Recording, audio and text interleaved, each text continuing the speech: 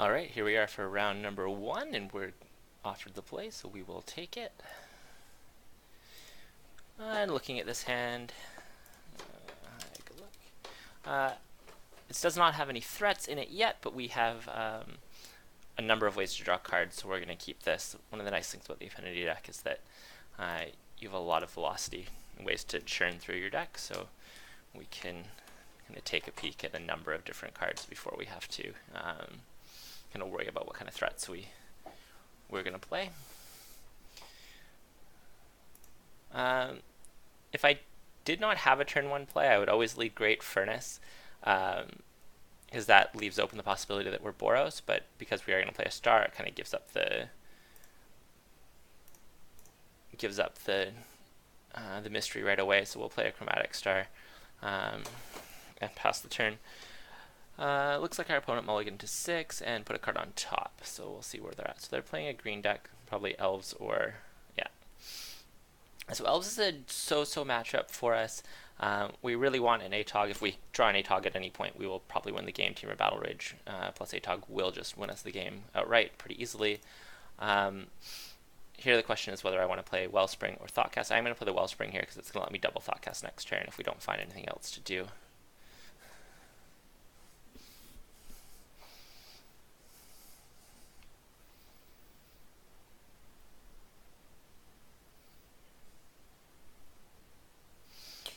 Looks like he's going to be able to, or he or she, our opponent, is going to be able to add some threats to the board pretty significantly. Yeah, we'll be probably looking for, they don't have any kill conditions yet, which is good. Cool, so we have drawn another land. We will play Thoughtcast to start, and then we'll kind of make a decision on what we want to do from there. Ideally, we draw an ATOG and be able to kill them next turn, but we'll take a peek. So we did not find an ATOG, so I think we'll just play our Forger and pass the turn. We'll note some of the negative interactions with Priest of Titania and Carapace Forger as for each elf on the battlefield, which does include our elf. So that kind of makes things a little bit tougher for us, and same with Well-Wisher. Well-Wisher is a tough one for us to beat if we don't find a way to deal with it right away. It's going to be able to start gaining 14 life a turn, which is pretty tough for us to defeat.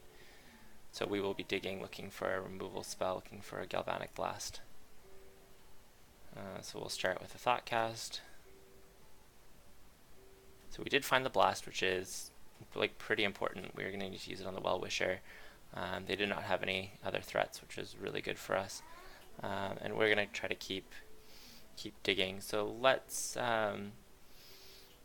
start by playing a land. We will attack here.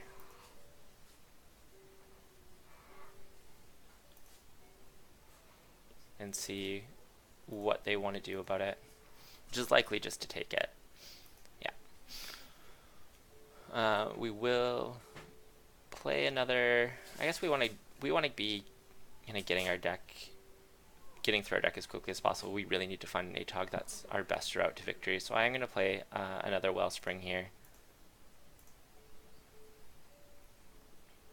Again, looking for an ATOG, looking for another draw spell. Alright, and we will blast the Well-Wisher. Alright. So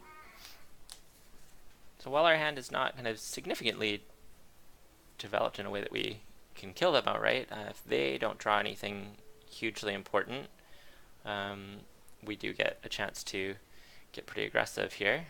I mean, them attacking for 5 is an excellent sign. I mean, he does have Ranger, so he can just untap and wonderful that he did not find anything.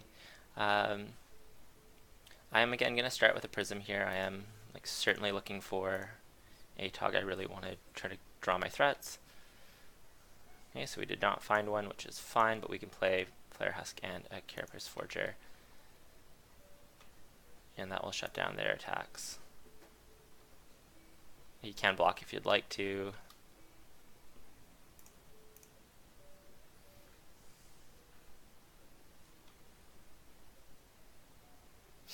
And I'm going to sacrifice this for green. Again, looking for an ATOG. Did not find an ATOG, but did find a Mirror Enforcer, which is a good threat. At this point, it's free, which helps. It creates another threat. We do potentially have lethal on board with the Teamer Battle Rage. If they let too many threats through, we can do enough additional damage, and he's decided that he can't win the game, which is good for us, obviously. Alright, let's go to sideboard and see what we do to try to beat the Elves matchup. So against Elves, we have 4 cards that we're interested in. We like the Crackling Shamans and the Electrickery. These are our four cards that kind of hose them.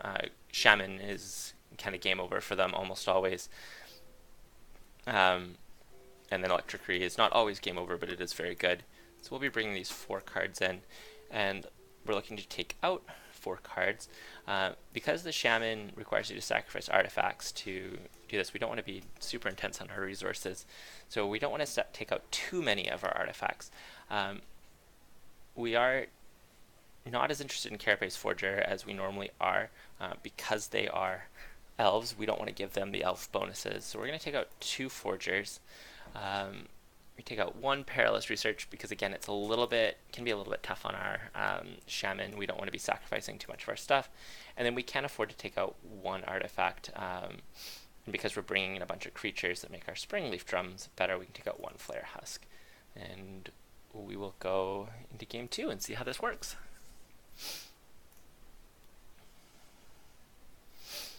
Alright, looking at this hand, it's pretty unexciting, honestly, but it does offer us an early ATOG, which can threaten to pressure them. It does offer us a Mirror Enforcer that we can get out relatively early.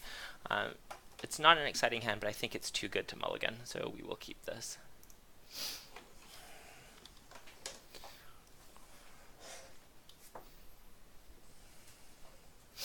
Does have an elf on turn 1. So the question is whether to play a star or a flare husk. I think it's incredibly unlikely we're using the star on turn 2, so I think we just play the husk because it's going to let us start to get in for some damage or potentially make a block. And it gives us that as a possibility. Sure, Vanguard is fine with no follow-up. That's awesome. Okay, so we have a Frogmite, which we're not going to play this turn, because we do have the ATOG that we want to get out. Next turn we're going to be able to play ATOG, Mirror Enforcer, and Star. So we will attack for 1 here.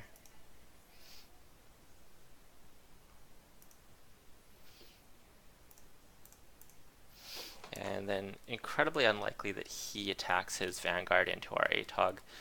Even if he's able to play 2 Elves, I don't think he's going to want to give up his Vanguard for just a Flare Husk.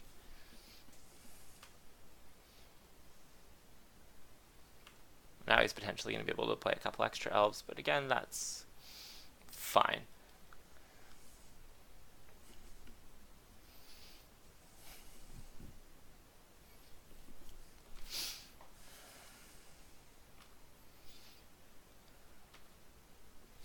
If he decides to attack, we're unlikely to block. Now that it'll be at least a 4/4, potentially a 5/5. Well-Wisher again can be problematic. We'll see if he decides to attack here. Does not. Okay. I mean, that's probably the safe line. So now we get to play Frogmite for free, which puts 5 artifacts in the battlefield.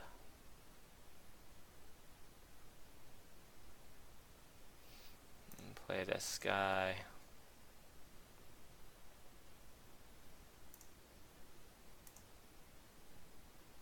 And play Mirror Enforcer.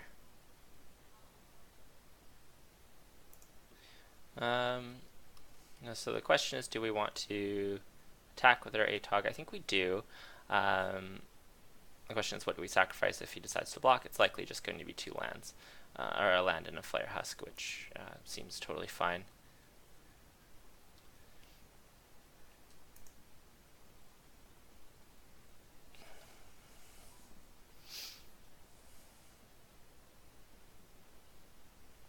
that's totally fine. We are happy for him to be kind of letting us clear cards out from his battlefield. Keeping his battlefield slightly smaller is absolutely advantageous to us. We are just going to pass here. We're not going to crack the star just yet. We'd like to be able to do it for blue in case we draw away to play the Gear Seeker Serpent, and so we'll pass the turn here.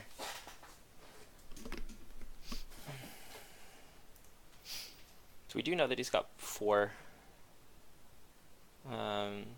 spells, because he's only played the 1 land. I guess he doesn't definitely have that, but unlikely he's got a second land. Sure, priest is fine.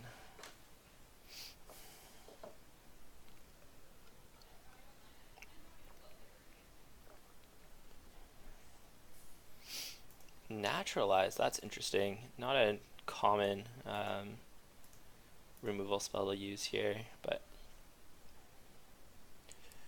so we sacrifice this to make this guy bigger. There shouldn't be any applications to that in the matchup, but it's good practice to not just let that happen.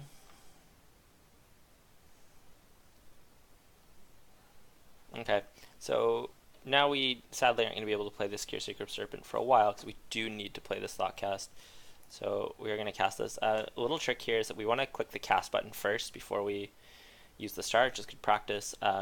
If you crack star first and you don't still have 4 artifacts on the battlefield, it makes it cost more. If you're paying for the cost as part of the chromatic star activation, you can keep it costing as little as possible. And we'll tap a Great Furnace here. So we're going to look at 3 fresh ones, which is good for us. Frogmite's fine. Shaman is excellent. So we're going to get to clear out everything but the Vanguard here, which we couldn't be more excited to do. So we'll play this and we'll just crack for 1, and it clears out everything but the Vanguard, and we can rumble with him from there. And we'll be sacrificing 1 Great Furnace, and we'll do that right now.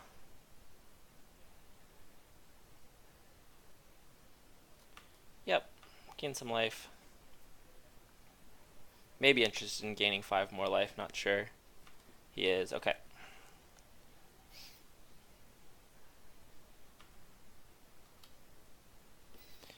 That's fine. We will play that. And I'm not going to play this other Shaman yet. I will equip. And I am interested in going to combat. I will trade to keep my guy alive for sure.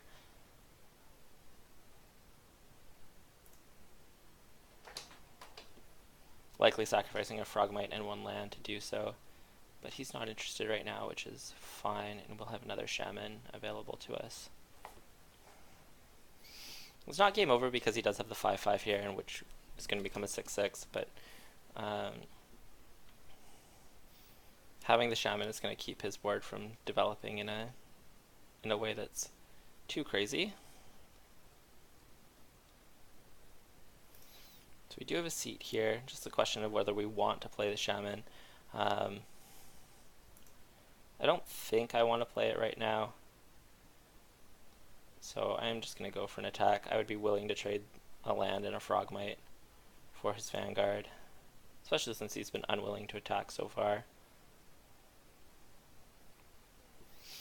Alright, you can just keep taking 2. Again, I'm not going to play the Shaman just yet. We'd like him to commit to the board, thinking that he's reloading.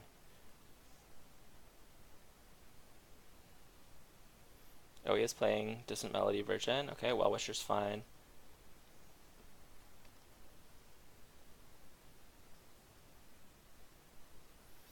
And the attack is fine. We will take 7 here.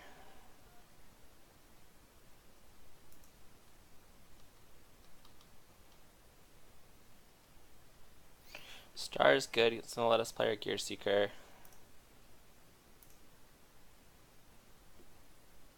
Let's add some blue.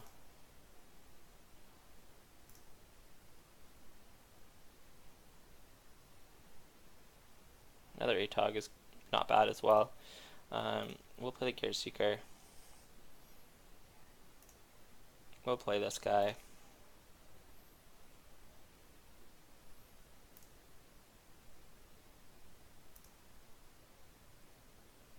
Oh, he chose not to untap his guy, which is obviously excellent for us. I'm going to leave both these guys back. I'm interested in quadruple blocking if given the opportunity.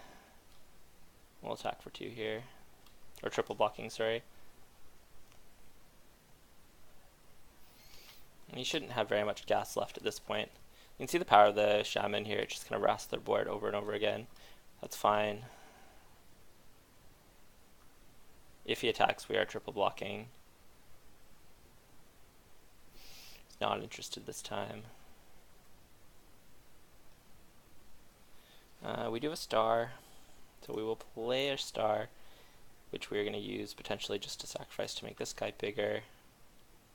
Let's get in for an attack. We'll see at what point he's willing to trade his Vanguard for our ATOG. It is now. Okay.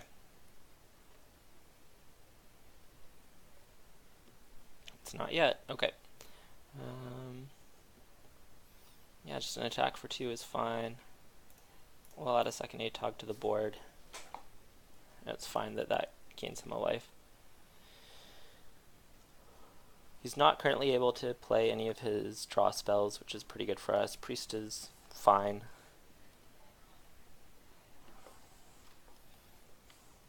If he decides to attack, I'm absolutely still willing to do some trades and blocks. Another land. 1, 2, 3, 4, 5, 6, 7, 8. We can do 17 extra damage. We'll attack with both the ATOGs.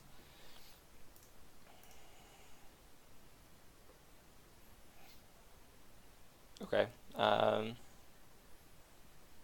It's not blocking. I'm going to crack this star just to cycle and do a couple extra damage.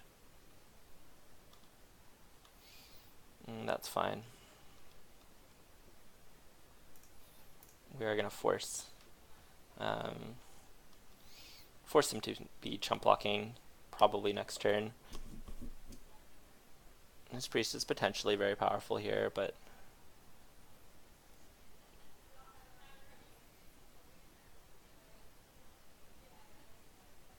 we'll see where he's at.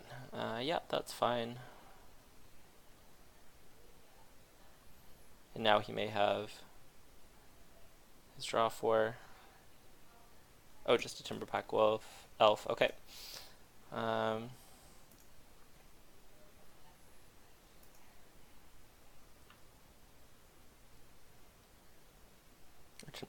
Watch elves, right?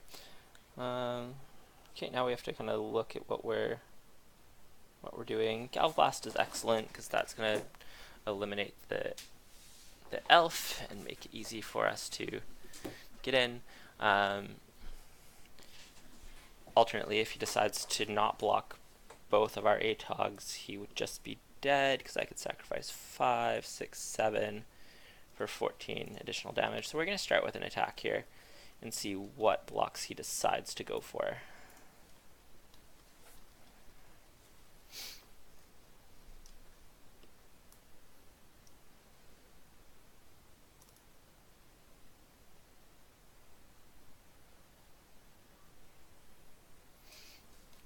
Again, if he decides not to block one of the ATOGs, we should just win the game here.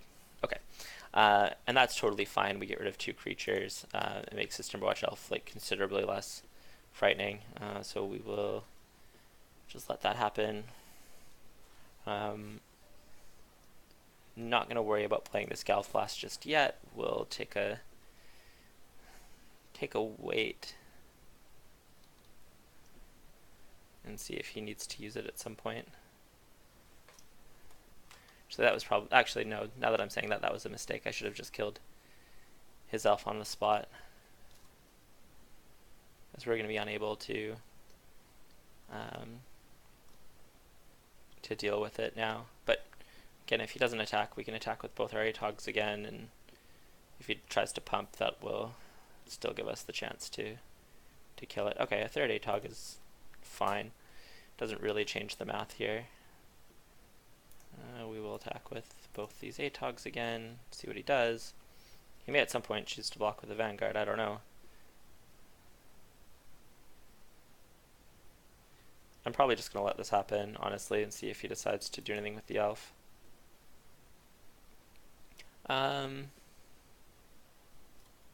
That's fine. Are you going to pump?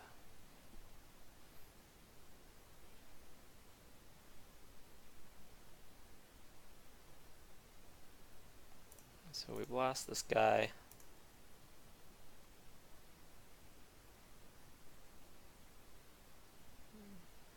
And then it gets +3/+3. So now I have to decide how we're going to go about this. I'd have to sacrifice 5 artifacts to keep this alive. Or to kill this guy, which we might just want to do. And then maybe we just let this ATOG die. 4, 5. Yeah, I can... I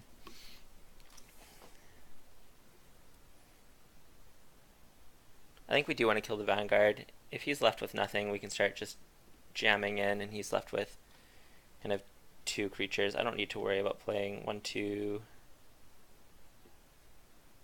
3, 4, 5. Yeah, okay. That works for me.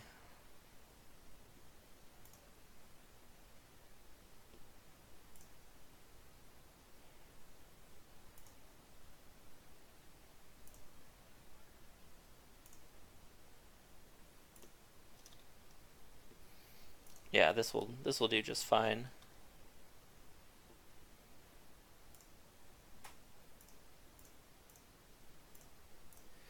So he's got no cards in hand, neither do we. We've got considerably better creatures than he does. We are at the mercy of him top decking something excellent, obviously, but I mean, that's okay. Gives him 2 looks. Sure. Now we get to start attacking.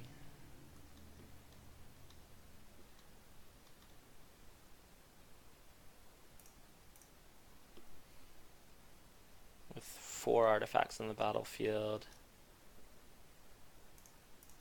He doesn't have to block at this point, but we'll see if he chooses to. Does not. Yeah, he will have to next turn. He gets 1 look without blocking, and now he's going to be forced to be blocking from here on out.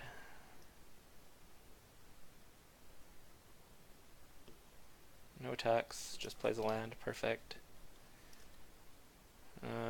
I mean, Shaman, does Shaman just kill him here? So if we tap this, sacrifice that, we do 5, 6, 7, 8, 9, 10, 11, 12. Yeah, okay, so that does just kill him.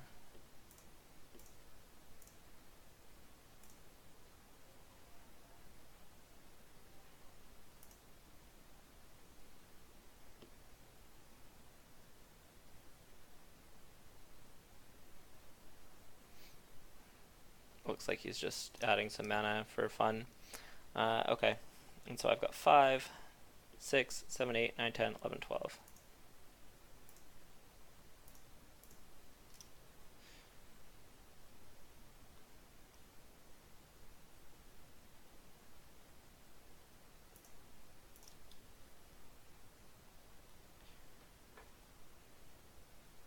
And he's conceded to our lethal damage.